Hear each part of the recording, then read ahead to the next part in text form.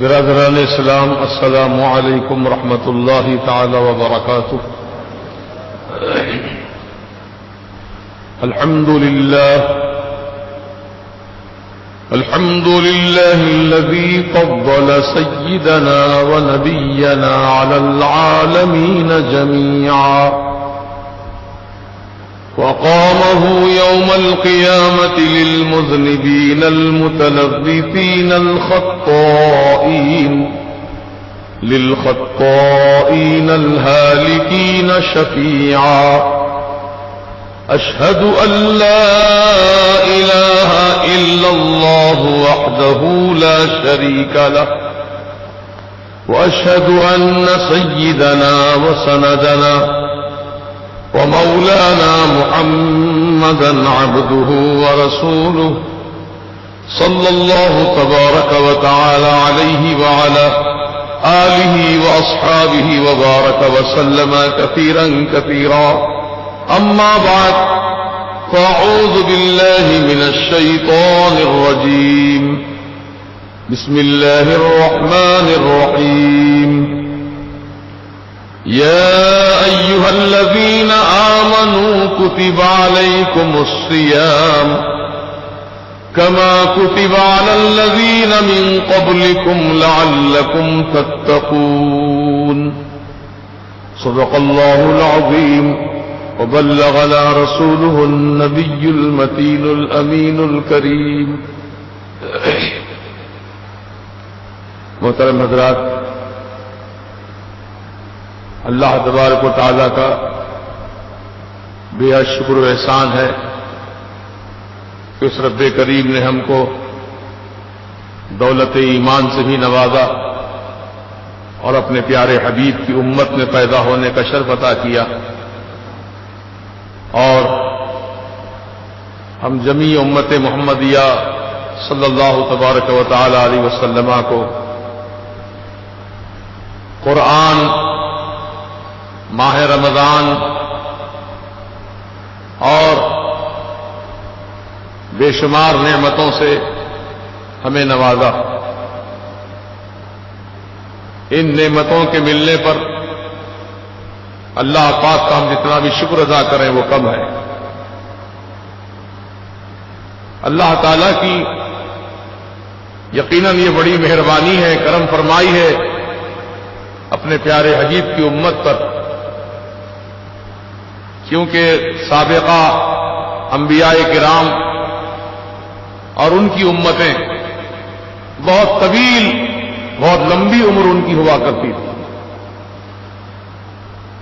کوئی 200 سال جیتا تھا، کوئی 500 سال، کوئی 900 سال.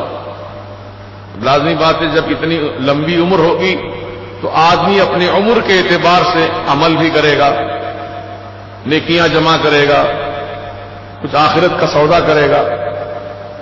جب عمر ہی مختصر ہو جائے تو اس مختصر سی عمر میں آدمی کتنی نیکیاں جمع کر سکتا ہے؟ عمر مختصر ہے، اس عمر میں کتنی نیکیاں جمع کر پائے گا؟ 65-70 سال کی عمر میں کہاں 200 سال کی عمر، کہاں 60-70 سال کی عمر میں کیا نیکی جمع کر پائے گا؟ تو رسول پاک علیہ الصلوۃ والسلام کو ہمیشہ اس بات کی فکر لاحق ہوتی تھی کہ یا اللہ کریم، سابقہ انبیاء کی امتیں ان کی بڑی طویل عمر ہوتی تھی اور میری امت کی عمر درمیانی ہے، اوسط ہے.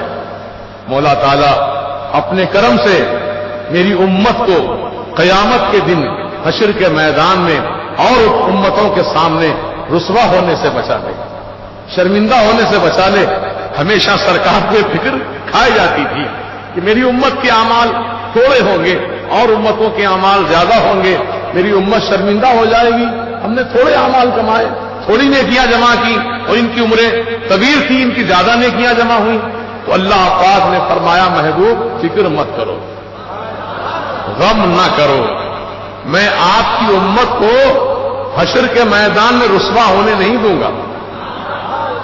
میں ایسی نعمتیں عطا کروں گا، ایسی نعمتیں عطا کروں گا کہ آپ کا امتی ان نعمتوں سے فائدہ اٹھائے اور اپنے لیے ذخیرہ آخرت جمع کر لے، تو یقیناً وہ بہت ہی نیکیوں والا اور کامیاب ہوگا.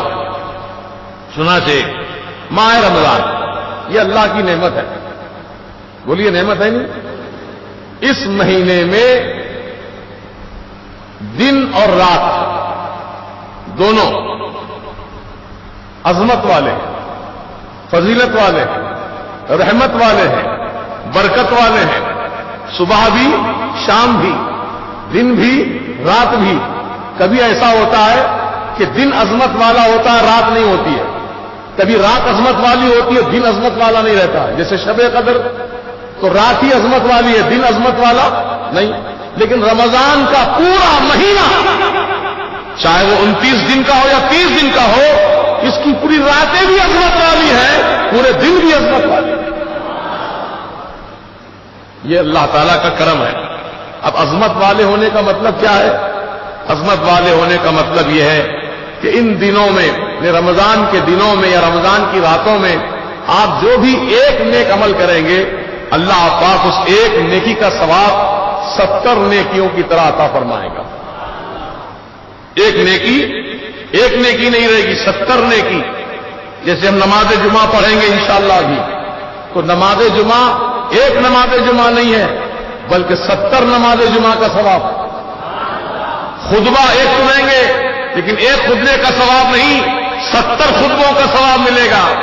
آپ میری زبان پہ قرآن کی آیتیں سن رہے ہیں، آپ اللہ کی تعریف سن رہے ہیں، تو ہر ایک عمل کا ثواب، ہر ایک نیکی کا ثواب 70 گنا بڑھا دیا جاتا ہے. سبحان اللہ کہو تو سبحان اللہ ایک مرتبہ نہیں کہا ہم نے، 70 مرتبہ سبحان اللہ کہنے کا ثواب اللہ پاک عطا فرماتا ہے. غور کرو کتنی نیکیاں بڑھ جاتی ہیں، کتنے اعمال کا ثواب بڑھا دیا جاتا ہے. یہ کس کے لیے ہے؟ یہ امت محمدیہ کے لیے ہے، جو ماہ رمضان میں اللہ تعالیٰ کی نعمتوں سے خوب بہراور ہو رہے ہیں. عزیزان محترم، اب روزہ بھی ایسے یہ سمجھ لو کہ آج روزہ ہم نے رکھا الحمدللہ، تو ایک روزہ نہیں جمعہ کا، یہ 70 روزے، ہر روزہ 70 روزے. سبحان اللہ. تو پورے مہینے کے کتنے ہو جائیں گے بھائی روزے؟ اللہ پاک اور زیادہ چاہے تو اضافہ فرما دے اپنے کرم سے، لیکن جتنا 70 کا وعدہ ہے وہ وعدہ تو پورا ہوگا. عام دنوں میں رمضان سے ہٹ کر آپ جو بھی ایک نیک کام کرتے ہیں تو اللہ پاک نے قرآن میں اس کے تعلق سے فرمایا، من جاء بالحسنۃ فلہ عشر امثالھا. جو ایک نیکی لائے اللہ کی بارگاہ میں تو اللہ پاک اپنے کرم سے اس جیسی 10 نیکیاں اور عطا فرمائے گا. عام دنوں کی بات ہے، ایک نیکی کے بدلے 10 نیکی ملیں گی، لیکن رمضان میں ایک نیکی کے بدلے 70 نیکیاں ملیں گی. تو اس کے لیے عقل مند لوگ اس مہینے کا خوب فائدہ اٹھاتے ہیں، کوئی لمحہ ضائع نہیں کرتے ہیں، خالی نہیں بیٹھتے ہیں، اللہ اللہ کرتے ہیں، قرآن کی تلاوت کرتے ہیں، تسبیح پڑھتے ہیں، درود و سلام پڑھتے ہیں، نوافل پڑھتے ہیں، جو ان سے ہو سکا اللہ کی عبادت میں مصروف ہو جاتے ہیں. یقین جانیے اللہ پاک روزے داروں پر اتنا رحم فرماتا ہے، اتنا رحم فرماتا ہے. روزہ دار بندہ روزہ رکھ کر دوپہر کے وقت میں عبادت کے کر کے تھک گیا، قرآن پڑھ کے تھک گیا، اور کوئی عبادت کر کے تھک گیا، وہ سو گیا تو اللہ تعالیٰ فرشتوں سے فرماتا ہے، میرے بندو یہ میرا اے میرے فرشتوں یہ میرا بندہ روزے کی حالت میں ہے، یہ سو گیا ہے، جب تک یہ سوتا رہے گا اتنا ٹائم اس کا عبادت میں شمار کرو. اور مہینے میں عظمت نہیں ہے، صرف ماہ رمضان میں روزہ رکھ کر جو سو گیا، انہیں سونے سے مراد یہ کہ آرام کرنے کی نیت سے سویا، تھک گیا تھا عبادت کر کے سو گیا، دوپہر کا وقت شدت کی گرمی تھی، حلق سوکھ رہا تھا، سو گیا. تو اس وجہ سے جو بندہ مومن تھک کر سو جاتا ہے رمضان میں، اللہ پاک اس کے سونے کو بھی عبادت میں شمار فرماتا ہے. یہ رمضان کی برکتیں ماشاءاللہ. بڑی خوشی کی بات ہے کہ ہمارے نوجوان بچوں میں نیکیاں کمانے کا جذبہ اچھا بیدار ہو رہا ہے، اور ہمارے رضا جامع مسجد میں ہمارے پاس الحمدللہ شروع رمضان جب سے شروع ہوا چاند رات سے ماشاءاللہ کچھ بچے پورا مہینے کا اعتکاف بیٹھے ہیں، کچھ بچے 15 دن کا اعتکاف بیٹھے ہیں، اور بہت سارے بچے انشاءاللہ آخری دہے میں انہیں 20 رمضان سے اعتکاف بیٹھیں گے بڑی تعداد میں انشاءاللہ. تو یہ عبادت کی نیت سے بیٹھتے ہیں نا. مسجد میں کیوں بیٹھتے ہیں آ کر؟ کہ دنیا داری سے بچیں، غیبتوں سے بچیں، جھوٹ سے بچیں، شکوے شکایتوں سے بچیں، گالی دینے گالی سننے سے بچیں. مسجد کا ماحول کیسا رہتا ہے؟ یہاں قال اللہ قال رسول، اللہ اللہ رسول رسول، رات و دن صبح و شام یہی یہاں پر ماحول ملتا ہے. قرآن کی تلاوت ہوتی ہے یا پھر اذان کی آواز گونجتی ہے، درود و سلام پڑھا جاتا ہے، مصطفیٰ جان رحمت اللہ کو سلام پیش کیا جاتا ہے. یہی تو مسجد میں سب کچھ ہوتا ہے. تو الحمدللہ اعتکاف کرنے والے بندے جو اعتکاف کی نیت سے مسجد میں بیٹھے ہیں، ان کی نیت یہی ہے کہ زیادہ نیکیاں جمع کریں. ہمارا وقت دنیا داری میں نہ جائے بلکہ دین میں خرچ ہو، اللہ اور رسول کی محبت میں خرچ ہو. اس نیت سے بیٹھے ہیں تو انشاءاللہ جو نیت سے بیٹھے ہیں اللہ پاک ان کی نیتیں پوری فرمائے گا. اور یقیناً اللہ کا گھر سب سے اچھا گھر ہے. سرکار مدینہ علیہ السلام نے فرمایا کہ ساری دنیا میں سب سے بہترین جگہ کون سی ہے؟ لوگ بات بولتے ہیں پیرس اچھا ہے، کوئی کہتے ہیں لندن اچھا ہے، کوئی کہتے ہیں واشنگٹن اچھا ہے، کوئی کہتے ہیں کشمیر اچھا ہے، کوئی کہتے ہیں فلاں اچھا ہے فلاں اچھا ہے. لیکن میرے سرکار نے کیا فرمایا؟ ساری دنیا میں سب سے بہترین جگہ وہ اللہ کا گھر ہے. تو چاہے مسجد حرم ہو یا مسجد نبوی شریف ہو یا رضا جامع مسجد ہو، کوئی مسجد ہو اللہ کی مسجد، وہ ساری جگہوں سے اچھی جگہ ہے، سب سے بہترین جگہ ہے. اللہ تعالیٰ نے ہم کو بہترین جگہ جمع ہونے کا موقع دیا ہے نا. تو اس بہترین جگہ کی نسبت سے ہم بھی انشاءاللہ بہتر ہو جائیں گے، ہم بھی بہتر ہو جائیں گے انشاءاللہ. ہم بھی گناہوں سے توبہ کر لیں گے، ہم بھی نیک عمل کرنے والے بن جائیں گے. تو انشاءاللہ دنیا اور آخرت سنور جائے گی، دنیا اور آخرت کامیاب ہو جائے گی. محترم دوستو، تو ماہ رمضان الحمدللہ ہمارے سروں پہ سایہ فگن ہو چکا ہے اور ہم نے اس کا استقبال بھی کیا. مرحبا مرحبا یا شہر الرحمہ، مرحبا مرحبا یا شہر المغفرہ. اے رحمت و مغفرت والے مہینے تیرا آنا مبارک ہو. اللہ تعالیٰ کا کرم ہے کہ اس مہینے میں ہمیں نہ صرف روزہ رکھنے کا حکم دیا بلکہ اس کے ساتھ ساتھ نماز تراویح جو باجماعت ادا کرتے ہیں، یہ سرکار کی سنت ہے، صحابہ کی سنت ہے، اس کو وقت پہ ادا کرنا ہے. اور اللہ تعالیٰ اپنے کرم سے ہم کو اس لائق اور قابل بنا دے کہ نمازیں ہماری وقت پہ ادا ہو، صحیح ادا ہو اور اللہ پاک اپنی بارگاہ میں قبول فرما لے. اور دوستو، یہ مہینے میں اور نیکیاں کمانے کے بہت سے ذرائع ہیں. آپ کو بتاتا ہوں وہ کیا ہے. روزہ دار کو افطار کرانا، روزہ دار کو افطار کرا دینا. افطار کا مطلب یہ نہیں کہ پیٹ بھر کھانا کھلانا. سرکار فرماتے ایک گھٹ پانی ہی پلا دو، ایک کھجور کا دانہ ہی کھلا دو. تو اللہ تعالیٰ اس کھجور کھلانے والے کو، ایک پانی کا گھوٹ پلانے والے کو اتنا ہی ثواب عطا فرماتا ہے جتنا ثواب روزہ رکھنے والے کو عطا فرماتا ہے. کتنی بڑی عظیم الشان نعمت ہے. اے ایمان والو، روزے داروں کی خدمت کرو. جو لوگ گھروں میں روزہ کھولتے ہیں ان کے گھر میں اہتمام کراؤ روزہ کھولنے کا. جو مسجد میں روزہ کھولتے ہیں ان کو مسجد کے اندر افطار کرانے کا انتظام کرو. اپنے سے جو ہو سکتا ہے لاؤ، پیش کرو روزے داروں کی خدمت میں. اللہ پاک اس کا ثواب بہت زیادہ رکھا ہے. نہ صرف روزہ کھلانے والوں کے لیے، سحری کرانے والوں کے لیے بھی یہی ثواب ہے. کسی نے روزہ دار کو سحری کھلا دی، اللہ تعالیٰ اس روزہ رکھنے والے کو جتنا ثواب دے گا، سحری کھلانے والے کو بھی اللہ پاک ثواب دے گا. یہ نیکیاں کمانے کا موسم ہے بھائی. ہر طریقے سے نیکیاں بٹورو، ہر طریقے سے بٹورو، ہر سم سے بٹورو. انشاءاللہ یہی نیکیاں ہمارے کام آئیں گی قبر میں، حشر کے میدان میں. اور اللہ پاک ہمیں قبر کے اندر راحت کی نیند عطا فرمائے. فرشتے کہیں گے نا، نم کا نومت العروس، سو جا سو جا، جیسے دلہن سوتی ہے ایسے سو جا. تو دنیا یہ آخرت کی کھیتی ہے. اب دنیا مزرعۃ الآخرہ، سرکار مدینہ علیہ السلام فرماتے ہیں دنیا آخرت کی کھیتی ہے. یہاں کھیتی میں بیج ڈالو نیکیوں کے. نماز کے بیچ، روزے کے بیچ، زکات کے بیچ، حج کے بیچ، افطار کے بیچ، سحری کے بیچ، تلاوت کے بیچ، تسبیح کے بیچ، جو جو بیج بوتے جاؤ گے یہاں دنیا میں، تم آخرت میں اللہ پاک وہ کھیتی کاٹ کر تمہارے سامنے جمع کرے گا۔ میرے بندے، تو نے دنیا میں محنت کی، تو نے دنیا میں نمازیں ادا کی، دنیا میں تو نے اتنی تلاوت کی، اتنے روزے رکھے، اتنے زکات دی، یہ دیکھ تیرے اعمال کا بدلہ آج تیرے سامنے نگاہوں کے موجود ہے۔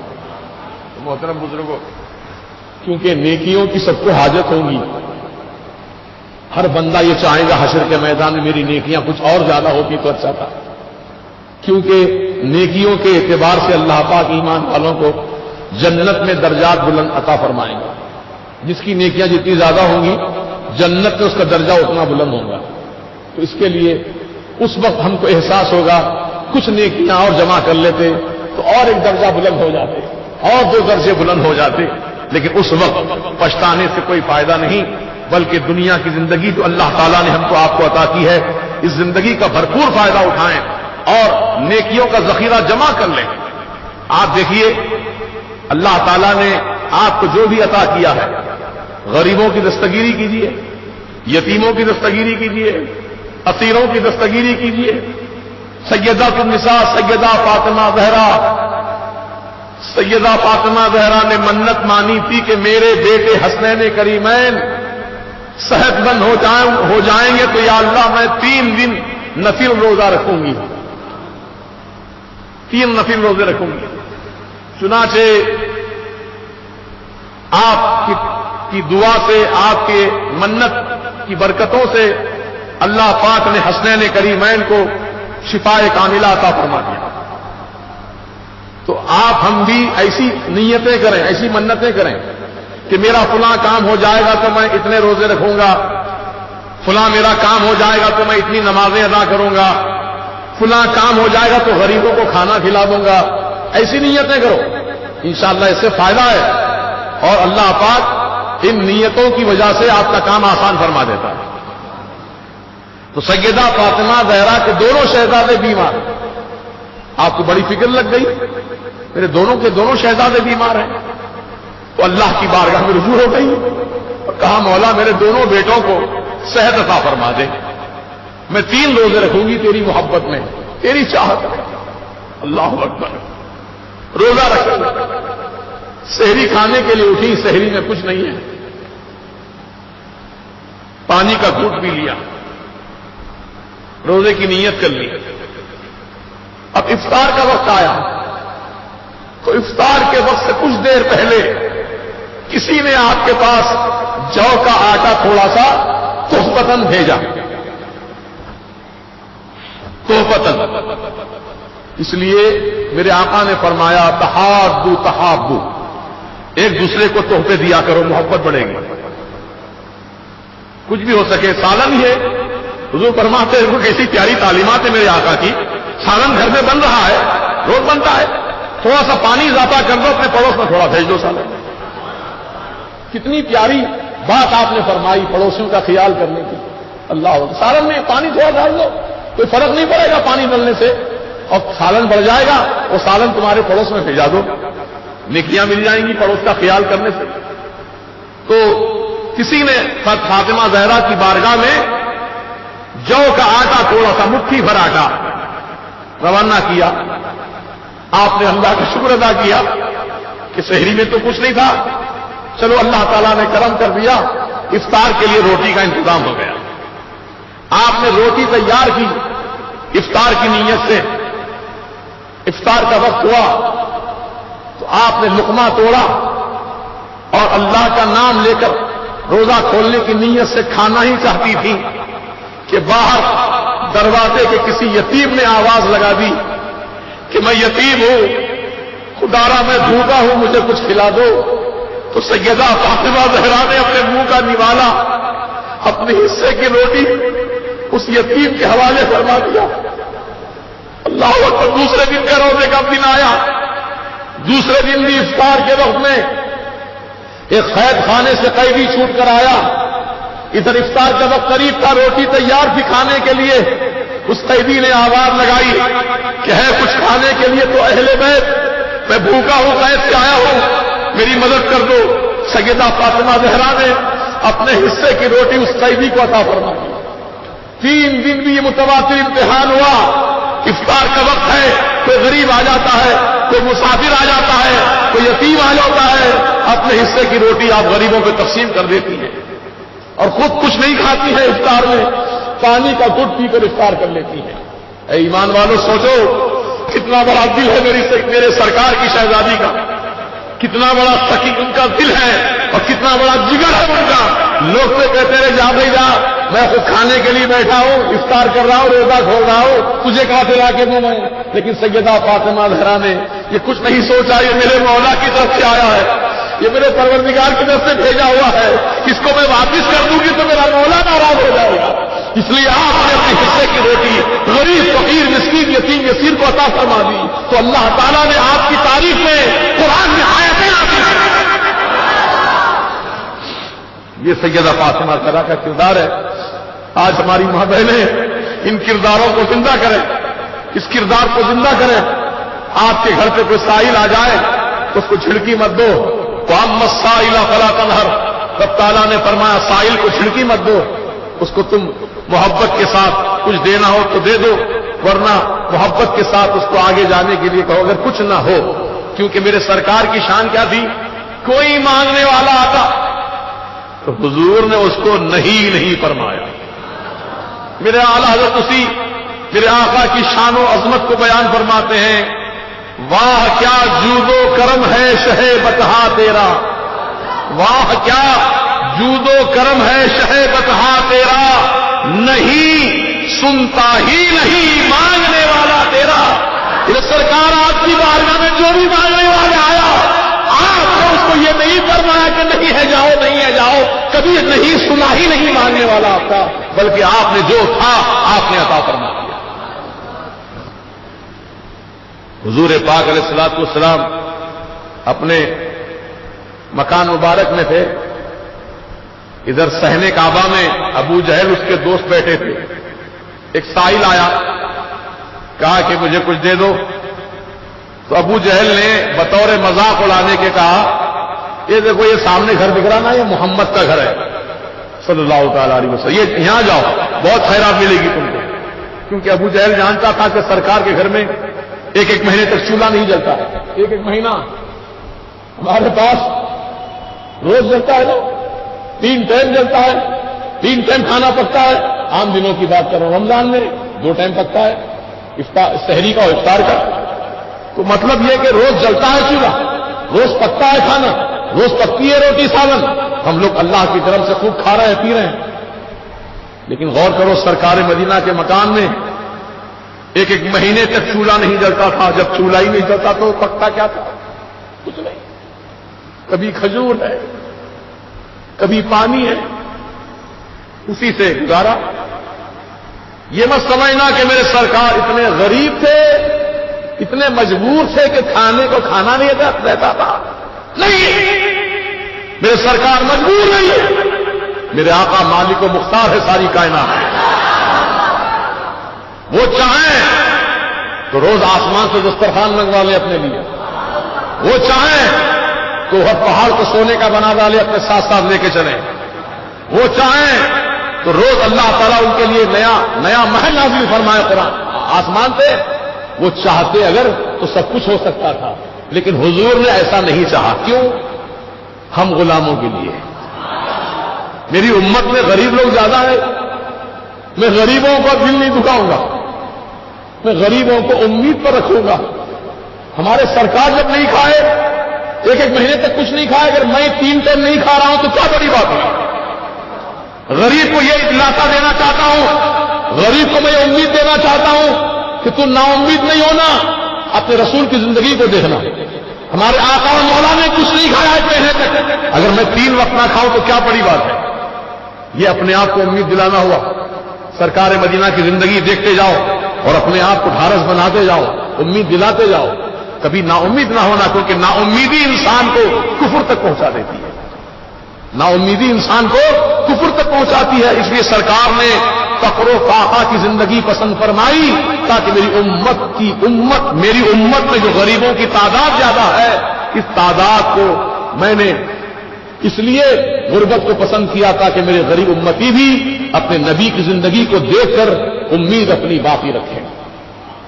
دوستوں اور بزرگوں، تو یہ ہمارے آقا علیہ السلام کی سنت مبارکہ ہے کہ الحمدللہ حضور نے تو پیٹ پہ پتھر باندھے تھے.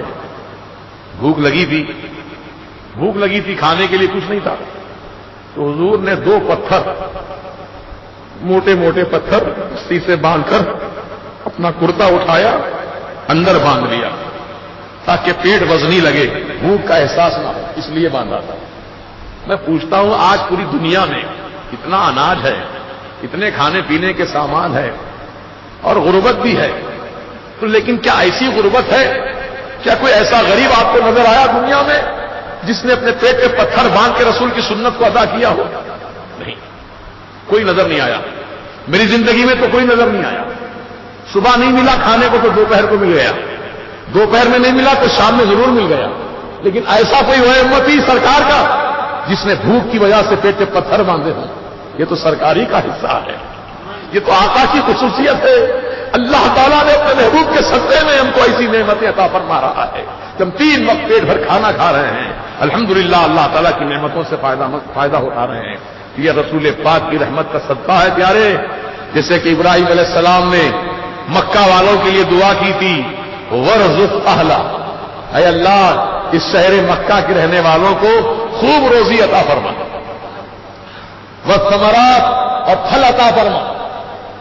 چنانچہ مکۃ المکرمہ میں تو ساری دنیا کا مرکز ہے، ساری دنیا کا سینٹر پلیس ہے مکۃ المکرمہ. جہاں کعبۃ اللہ ہے وہی سینٹر ہے، پوری دنیا کا سینٹر ہے.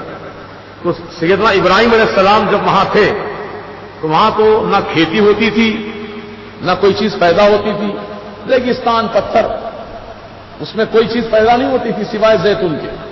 سمجھ گیا؟ اور نہ پانی کا نام و نشان.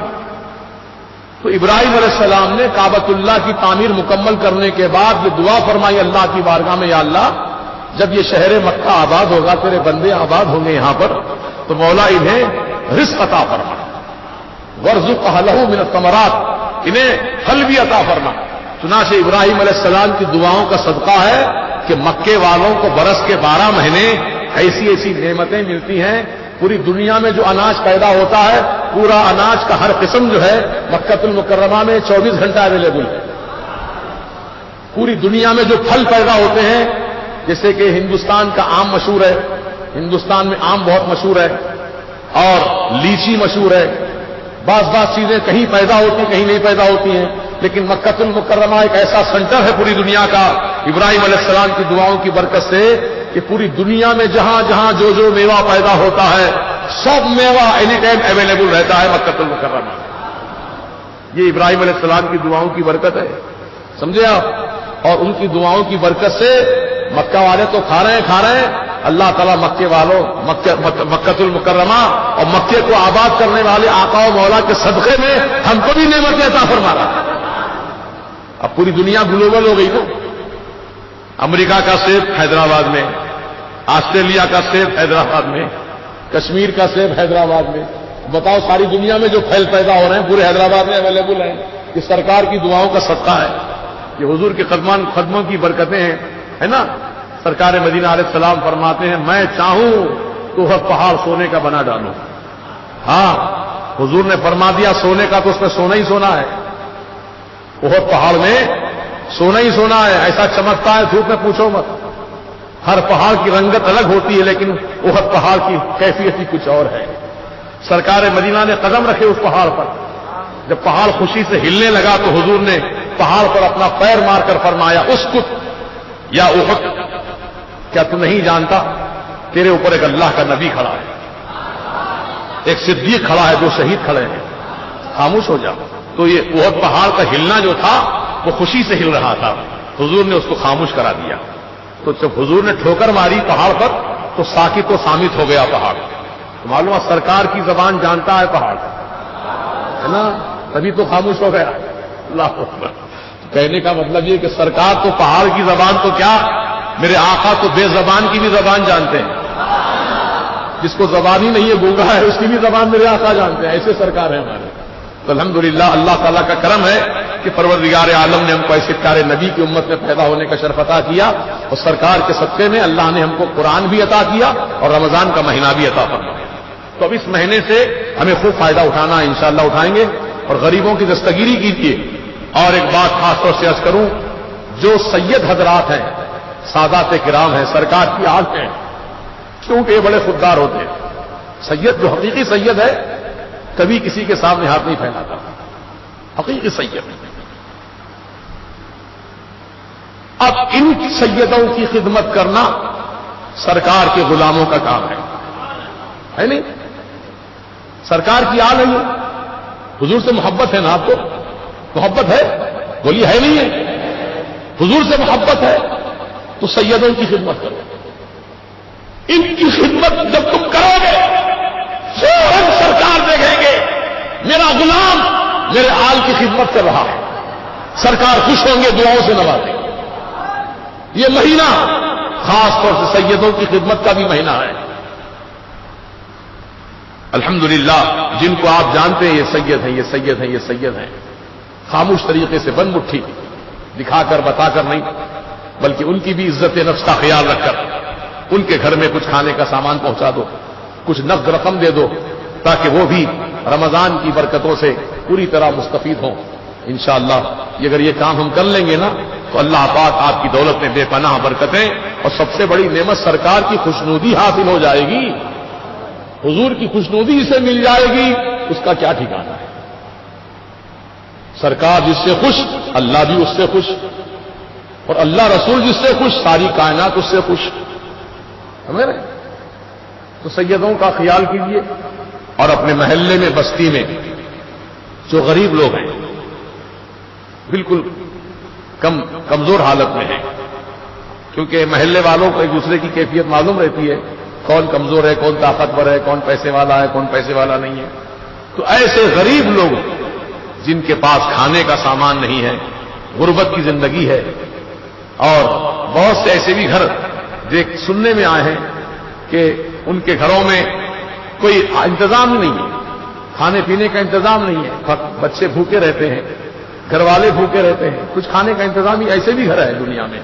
تو ہم ایسے گھروں کو تلاش کریں اور وہاں تک روزی روٹی پہنچا دیں، کیونکہ غریبوں کی دستگیری کرنے والا، غریبوں کی مدد کرنے والا، غریبوں سے ہمدردی رکھنے والا یقیناً یہ بہت بڑا خوش نصیب بندہ ہے اللہ کا. اور یہ ہمارے آقا کی عظیم سنت ہے. بولیے ہمارے آقا کی عظیم سنت ہے. تو واقعہ سنا رہا تھا میں کہ ابو جہل بیٹھا تھا صحن کعبہ میں، سائل آیا مانگنے والا، کہا مجھے خیرات دو، تو کہا میرے پاس تو کچھ بھی نہیں ہے، دینے کے جاؤ محمد کے گھر پہ جاؤ، وہاں خوب خیرات ملے گی. کیونکہ اس کو معلوم تھا کہ حضور کے گھر میں چولہا نہیں جلتا ہے، کہ کیا خیرات کریں گے، معاذ اللہ یہ نیت تھی اس کی. لیکن سرکار کے دروازے پر جب سائل آیا اور آ کے اس نے صدا لگائی، حضور میرے آقا سید عالم علیہ السلام باہر تشریف لائے مکان کے، اس سائل کو دیکھا، کہا تجھے کیا چاہیے؟ کہا کچھ خیرات دے دیجیے جس سے میرا بھلا ہو جائے. ابو جہل دیکھ رہا وہاں سے، کیونکہ کعبۃ اللہ کے صحن سے حضور کا مکان صاف نظر آتا قریب میں، تو وہ دیکھ رہا ہے کیا دیتے ہیں دیکھیں گے. میرے آقا نے سائل سے کہا، فقیر سے، اپنے ہاتھوں کو پھیلا، ہاتھوں کو پھیلا دے.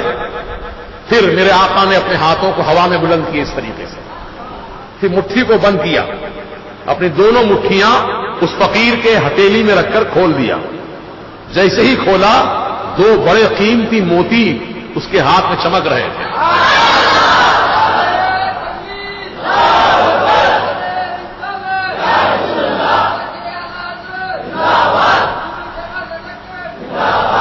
تو اعلیٰ حضرت میرے آقا کے اس معجزے کو اس طرح بیان فرماتے ہیں، میرے کریم سے گر قطرہ کسی نے مانگا، میرے کریم سے گر قطرہ کسی نے مانگا دریا بہا دیے.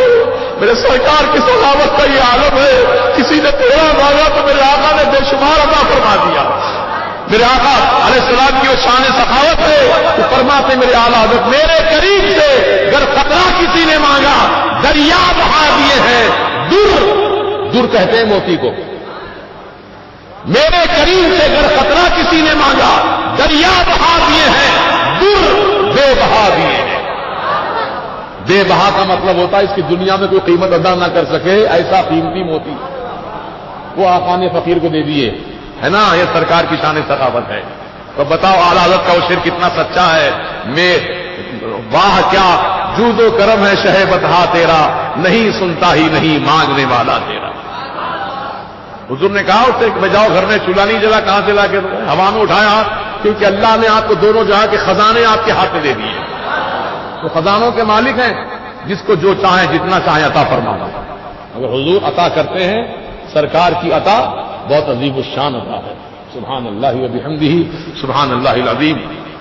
تو اس مہینے میں آپ سخاوت حضور کی سنت پہ عمل کیجئے، غریبوں فقیروں محتاجوں کی خوب مدد کیجئے، روزے داروں کو افطار کرائیے، سحری کرائیے، اور جہاں تک ہو سکے آپ غریبوں اور بالخصوص سادات کرام کی آپ بالخصوص ان کی خدمت کیجئے۔ اللہ تعالیٰ اس کا بہترین صلہ آپ کو دونوں جہاں میں عطا فرمائے گا۔ اور دوسری چیز یہ ہے کہ ماہ رمضان میں آپ کو جو اور ایک عمل کرنا ہے وہ یہ زکوٰۃ کا ادا کرنا ہے۔ زکوٰۃ ہر صاحب نصاب مسلمان پر فرض ہے۔ صاحب نصاب کون ہوتا ہے؟ جس کے پاس 7.5 تولہ سونا ہو یا 52 تولہ چاندی ہو، یا دونوں میں سے کوئی ایک ہو، یا سونا ہے 7.5 تولے یا 52 تولے چاندی ہے، سونا نہیں ہے صرف چاندی ہے، تو وہ بھی صاحب نصاب ہے۔ ایک تیسری صورت یہ ہے کہ دونوں چیزیں ہیں، سونا بھی ہے چاندی بھی ہے لیکن تھوڑا تھوڑا ہے۔ کتنا ہے؟ ایک 2 تولہ سونا ہے، ایک 25 تولہ چاندی ہے مثال کے طور پہ، تو 25 تولہ چاندی کی کتنی قیمت ہوئی وہ جوڑیے، کیونکہ روزانہ اخبار میں قیمت آتی ہے، ریٹ آتا ہے، سونے کا ریٹ آج کتنا ہے، چاندی کا ریٹ کتنا ہے، وہ دیکھ لیجئے اخبار میں آپ، کیونکہ وہ ریٹ صحیح رہتا ہے۔ مطلب بازار میں آج کے دن جو تاریخ میں جو سونے کا بھاؤ ہے وہ بھاؤ اخبار میں چھپتا ہے، اخبار میں نوٹ کر لیں۔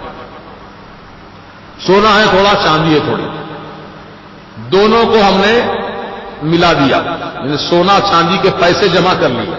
ملانے کا مطلب سونے چاندی کے پیسے جمع کیے، سونے کے ہو گئے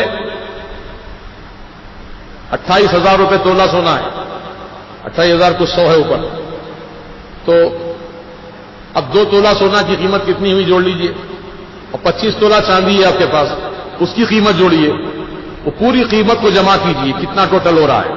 مثال کے طور پر ایک 50,000 روپے کی رقم جمع ہو رہی دونوں ملانے سے۔ اب 50,000 روپے میں آپ چاندی خرید سکتے ہیں یا نہیں؟ 52 تولے چاندی، یہ دیکھیے، اگر 50,000 روپے میں 52 تولے چاندی آپ خرید سکتے ہیں تو آپ صاحب نصاب ہو گئے شریعت کی نگاہ میں، صاحب نصاب ہو۔ اب آپ کو اپنے مال کی زکوٰۃ نکالنی ہے۔ اب یا تو سونا سونے کی شکل میں نکالیے، چاندی کی زکوٰۃ چاندی کی صورت میں نکالیے، یا پھر اس کی پیسوں کی شکل میں نکالیے، یہ دونوں طریقے بھی جائز ہیں۔ مثال کے طور پہ ایک گلے میں سونے کا ہار ہے، 10 تولے کا ہار ہے، اب 10 تولے کی کتنی زکوٰۃ نکلے گی؟ اب اتنا سونا توڑ کر آپ دیں گے تو زیور خراب ہو جائے گا نا، یہی سوچتے نا، اس میں توڑ کے تو دے نہیں سکتے آپ، نکال کے دے نہیں سکتے آپ، تو بہتر یہ ہے کہ آپ اس کی رقم جتنی جمع ہو رہی ہے 2.5% کے حساب سے زکوٰۃ دے دیجیے۔ مثال کے طور پر کسی کے پاس 50 لاکھ روپے ہے تو 50 لاکھ کی زکوٰۃ اس طرح نکلے گی کہ وہ 2,500 روپے 1 لاکھ کے اوپر جمع کرتا رہے، اب جتنی قیمت ہوگی وہ قیمت نکال کر زکوٰۃ ادا کرے، سونے کی، چاندی کی، نقد رقم کی۔ اور جو آپ کی دکان ہے، تجارت کی دکان ہے، بیچنے کے لیے آپ رکھیں سامان، چاہے وہ زمین کی جائیداد ہو، جائیداد کی صورت میں ہو یا زمین کی صورت میں ہو، اس نیت سے آپ نے زمین خریدی کہ میں اس کو بیچوں گا، اچھا دام آئے گا تو بیچوں گا، اتفاق سے 1 سال ہو گیا خرید کر، زمین بکی نہیں، تو زمین کی بھی زکوٰۃ آپ کو نکالنی ہے، زمین کی بھی زکوٰۃ نکالنی ہے۔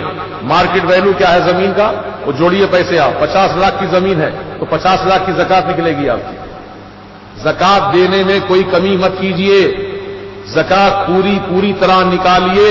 اللہ تعالیٰ زکوٰۃ نکالنے والوں کی زکوٰۃ کے صدقے میں ان کے مال کو محفوظ فرما دیتا ہے، محفوظ فرما دیتا ہے، نہ کوئی چور چرا سکتا ہے، نہ آگ لگ سکتی ہے اس مال کو۔ جس مال کی زکات دے دی جاتی ہے. اب عام طور سے سننے میں آتا ہے فلاں گھر والے شادی کی دعوت میں گئے تھے, باہر سے لاک لگا ہوا تھا, چوروں نے موقع کا فائدہ اٹھا کر پورا گھر کا سامان صاف کر لیا, پورا سونا چرا لیا, قیمتی سامان لے لیا. اس طرح کی اخبار میں خبریں آتی ہیں, اور گھر مسلمانوں کے ہوتے ہیں وہ جہاں چوریاں ہوتی ہیں. تو ہمارے دل میں یہی خیال آتا ہے کہ زکات نہیں دی ہوگی, زکات دی ہوتی تو چوری نہیں ہوتی ہے نا, زکات دی ہوتی تو مال کو آگ نہیں لگتی. لوگ زکات ادا کرنے میں کوتاہی کرتے ہیں اور سمجھتے ہیں کہ مال اتنا دے دوں گا مال کم ہو جائے گا. یاد رکھو یہ شیطانی وسوسہ ہے. اللہ پاک نے قرآن میں فرمایا ان الشیطان یعدکم الفقر والفحشاء, یہ شیطان ہی تو ہے جو تمہیں فقیری کا اندیشہ دلاتا ہے. ارے اتنا مال دو گے تو فقیر ہو جاؤ گے, تم کیوں دے رہے ہو اتنا, تھوڑا دے دو. یہ فقیر اندیشہ یہ شیطان اندیشہ دلاتا ہے. تم کو شیطان کے کہے پہ نہیں چلنا ہے, رحمان اور حبیب رحمان کے کہے پہ چلنا ہے. بولیے انشاءاللہ زکات نکالیں گے, پوری زکات نکالو. اللہ تعالیٰ زکات کے نکالنے والوں کی زکات کی رقم قبول فرما کر ان کے مال کو پاک بھی کر دیتا ہے اور مال میں بڑھوتری اضافہ فرماتا ہے. سرکار دو عالم علیہ السلام ایک مرتبہ عورتوں کے سامنے سے گزرے, صحابیات تھیں, ان کے ہاتھ میں سونے کے کنگن تھے, سونے کی کنگن عورتیں پہنی ہوئی تھیں. تو میرے آقا نے فرمایا کہ کیا تم نے اپنے ان کنگنوں کی زکات ادا کی ہے؟ تو انہوں نے مسئلہ جانتے نہیں تھے, کہا کہ نہیں ہم نے نہیں نکالی زکات اس کی. تو حضور نے فرمایا کیا تم یہ پسند کرو گی کہ آج تو تم سونے کے کنگن پہنی ہو, بہت خوش ہو رہی ہو, حشر کے میدان میں اللہ تعالیٰ آج کے کنگن پہنائے, کیا تم پسند کرو گی؟ کہا نہیں, پھر زکات نکالو اپنے مال کی. کتنا پیارا انداز ہے سرکار. آج لوگ جو ہے چھپاتے ہیں, نہیں بھائی اتنا کہاں ہے اتنا کہاں ہے, پورا ٹوٹل مارو, سب وزن کراؤ, سنار کے پاس لے جاؤ, دھرم کانٹا ہوتا ہے, کتنا سونا ہے کتنی چاندی سب کا وزن کرو, جتنا پیسہ نقد ہے اس کا حساب جوڑو, سامان تجارت کا ہے تو اس کا حساب جوڑو, اس کی 2.5% کے حساب سے زکات نکالو. یہ غریبوں, فقیروں, محتاجوں, مسکینوں, رشتہ داروں کا اور امت کے سرکار کی امت کے غریبوں فقیروں کا حق ہے, ان کو ادا کرو. چونکہ مدرسے میں بھی اکثر طلباء غریب بچے پڑھتے ہیں جن کے ماں باپ ان کے اخراجات برداشت نہیں کر سکتے, ان کے کھانے پینے کا انتظام زکات کی رقم, شرب قربانی کی رقم سے ہی پورا کیا جاتا ہے. دارالعلوم فیض رضا جو چل رہا ہے ماشاءاللہ, جہاں پر 3 وقت کھانا بچوں کو فری دیا جاتا ہے اور عمدہ کھانا دیا جاتا ہے, سونا مسوری چاول دیا جاتا ہے اور انہیں گوشت وغیرہ ترکاری ہر چیز کی سہولتیں پہنچائی جاتی ہیں. تو یہ سب اہل خیر حضرات کی زکات سے یہ سارے انتظامات انجام پاتے ہیں. تو آپ سے میری عزمن گزارش ہے کہ رمضان کے مبارک مہینے میں آپ لوگ جہاں زکات نکالیں گے, اپنی زکات کی ایک بڑی رقم, اور بھی اقدار ہوتے ہیں, آپ لوگ کہتے ہیں بھائی فلاں آدمی کو ہم ہر سال دیتے ہیں, نہیں دیں گے تو برا مانے گا, اس کو بھی دیجئے, لیکن ایک رقم کا بڑا حصہ آپ مرکز اہل سنت کی مدرسے کی تعمیر کے لیے, جو بچیوں کا مدرسہ بن رہا ہے, اس مدرسے کی ضرورت ہے, کیونکہ تقریباً 25 لاکھ روپے کی بھی ضرورت ہے. 25 لاکھ روپے کم و بیش ہمیں مل جائیں گے تو انشاءاللہ یہ 750 گز کا سلاب پڑ جائے گا. انشاءاللہ جب سلاب پڑ جائے گا دیواروں کا کام باقی رہے گا, دیواریں جب بن جائیں گی فرش کا کام باقی رہے گا, دھیرے دھیرے سب کام ہو ہی جائیں گے جیسے مرکز کا کام ہوا ہے. انشاءاللہ آپ کا تعاون جاری رہے, آپ کی محنتیں جاری رہیں, انشاءاللہ کوئی بڑے سے بڑا کام بھی ہو ہم اس کو پورا کر کے دکھا سکتے ہیں انشاءاللہ. ہم امید نہیں آ رہے ہیں, اللہ کی ذات سے ہمیں بہت امید ہے, سرکار کی رحمت سے ہمیں امید ہے. ہم انہی کا کام کر رہے ہیں. اور کس کا کام کر رہے ہیں؟ یہ اللہ رسولی کا تو کام ہے, اللہ کے دین کو پھیلانا, دین و سنت کی حفاظت کرنا. تو کس کا کام ہے؟ یہ اللہ رسولی کا تو کام ہے. انہی کا کام انجام دے رہے ہیں اور وہی ہماری مدد کرنے والے بھی ہیں, وہی اسباب بنانے والے بھی ہیں. ہمیں فکر نہیں ہے کیسے ہوگا نہیں, اللہ تعالیٰ چاہے گا تو آسان ہو جائے گا, آسان ہوگا کام انشاءاللہ. میں امید دلاتا ہوں کہ آپ حضرات اللہ کے مبارک کام میں, رسول کے مبارک سنت میں حصہ لے کر آپ بھی حقدار ہو جائے ثواب کے قیامت تک کے لیے, ثواب جاریہ کے حقدار ہو جائے انشاءاللہ. یہ آپ کی رقم جو خرچ کریں گے یہاں اس کاموں میں, یہ رقم ہی آپ کی رہنے والی ہے, یہ باقی رہنے والی رقم یہی ہے. اور جو اپنی ذات پر اپنے بال بچوں پہ خرچ کیا وہ تو ختم ہو گئی, جو اللہ رسول کی محبت میں خرچ کیا وہ باقی رہ گئی. یہ بینک بیلنس ہے آپ کا، جو قیامت کے دن اللہ پاک اس کا اجر و ثواب عطا فرمائے. سمجھ گیا؟ تو اللہ تعالیٰ ہمیں توفیق دے. تو میں امید رکھتا ہوں کہ آپ لوگ اس جانب توجہ فرمائیں گے. اور ماشاءاللہ ہمارے مسجد میں جو مصلیان دور دراز سے آتے ہیں، یقیناً یہ آپ کا یہاں دور دراز سے آنا ہی اس بات کی دلیل ہے کہ آپ کو ایمان اور اپنا عقیدہ اور اپنی نماز پیاری ہے.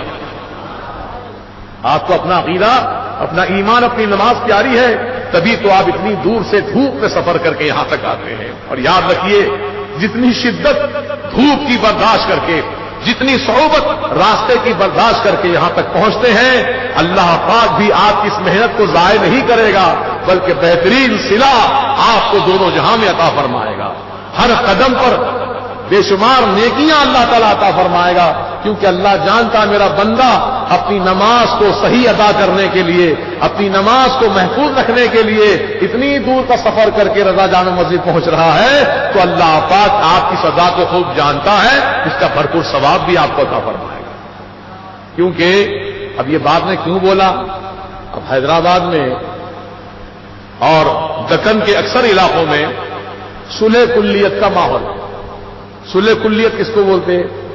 دیوبندی، وہابی، تبلیغی، مودودی، اہل حدیث، قادیانی، رافضی، ان سب سے ملنے جلنے والے، ان سب سے دوستی رکھنے والے، ان سب سے اپنا تعلق رکھنے والوں کو صلح کلی کہا جاتا ہے. لیکن الحمدللہ بریلوی جو ہوتا ہے وہ سنی صحیح العقیدہ ہوتا ہے، صلح کلی نہیں ہوتا. یہی تو فرق ہے. اب لوگ اس کو کچھ بھی نام دے رہے ہیں، شدت پسندی کہیں، بڑے جھگڑالو کہیں، بریلوی جھگڑالو ہوتے ہیں، فسادی ہوتے ہیں. تم جو لقب دینا چاہتے ہو، لقب تو ہمیں قبول ہے، منظور ہے، لیکن ہم صلح کلی نہیں بنیں گے. ہم بدعقیدوں سے اپنا کوئی رشتہ ناتا نہیں رکھیں گے، چاہے کوئی ہو، سگا باپ ہو، بھائی ہو، بیٹا ہو، داماد ہو، کوئی ہو. اگر وہ وہابی ہے، بدعقیدہ ہے، تو اس کا ہمارا کوئی رشتہ ناتا نہیں، ختم. لیکن ہمارے حیدرآباد کا ماحول کیسا ہے؟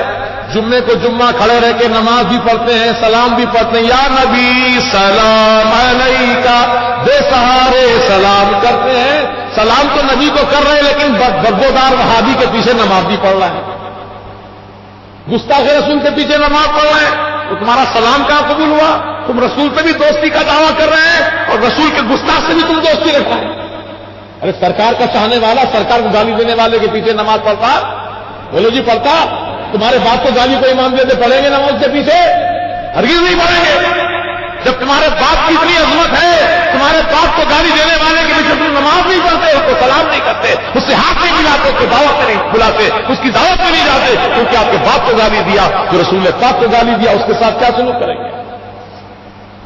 یہی لمحہ سوچنے کا ہے پیارے، اور یہی تعلیم ہے مسلک اعلی حضرت کی روح ہے. مسلک اعلی حضرت یہی ہے. کیا ہے کہ پنجم کلمے رد کفر. ہاں 5 کلمے ہیں نا، اول کلمہ طیب، دوم کلمہ شہادت، سوم کلمہ تمجید، چہارم کلمہ توحید، پنجم کلمہ رد کفر. رد کرنا، رد کس کا؟ کفر کا رد کرنا، شرک کا رد کرنا، گستاخ رسول کا رد کرنا، وہابی کا رد کرنا، دیوبندی کا رد کرنا، اہل حدیث کا رد کرنا، کیونکہ سب سرکار کا دشمن ہے، ان کا رد کرنا یہ فرض اعظم ہے. ہم پر فرض اعظم ہے. نماز فرض ہے اور رد وہابیہ فرض اعظم ہے. یہ اعلی حضرت فرض. سمجھ گئے؟ کتنی اہمیت والی بات ہے. لیکن لوگ دوستی کر رہے ہیں، سلام کلام کرتے ہیں، ہاتھ ملاتے ہیں، خیر خیریت پوچھتے ہیں. شرم نہیں آتی تمہیں؟ رسول اللہ کی تم محبت کا دعویٰ کرتے ہو، رسول کے دشمنوں سے ہاتھ ملاتے ہو، خیر خیریت پوچھتے ہو ان کی.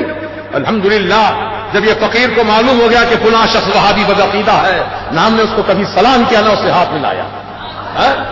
تمہیں کیا ہو گیا؟ کوئی ہمیں نقصان پہنچا رہا ہے؟ سلام نہیں کرنے کی وجہ سے نقصان پہنچا رہا؟ کوئی نقصان نہیں پہنچا سکتا سوائے اللہ کے. بسم اللہ الذی لا یضر مع اسمہ شیء فی الارض ولا فی السماء وهو السمیع العلیم. اللہ تعالیٰ کے نام میں وہ برکتیں ہیں کہ اللہ کے نام میں وہ تاثیر ہے کہ کوئی زمین و آسمان میں کوئی چیز تم کو نقصان نہیں پہنچا سکتی. سمجھ گئے؟ اللہ کی ذات پہ یقین رکھو میاں. دنیا تو فانی ہے، دنیا فنا ہونے والی ہے. اس سے کیا دل لگا رہے تھے؟ اس سے کیا تعلق رکھے تم دنیا سے؟ دنیا تو دھوکے کی ٹٹی ہے کہ کس کی ہوئی ہے تمہاری ہوگی. سب کا ساتھ چھوڑنے والی دنیا. لیکن جو رسول کا ساتھ لے لے، جو غوث اعظم کا ساتھ لے لے، اہل بیت اطہار کا ساتھ لے لے، یہ ساتھ ایسا ساتھ ہوگا جو قبر میں، حشر میں، نشر میں ہر جگہ ساتھ کام آنے والا۔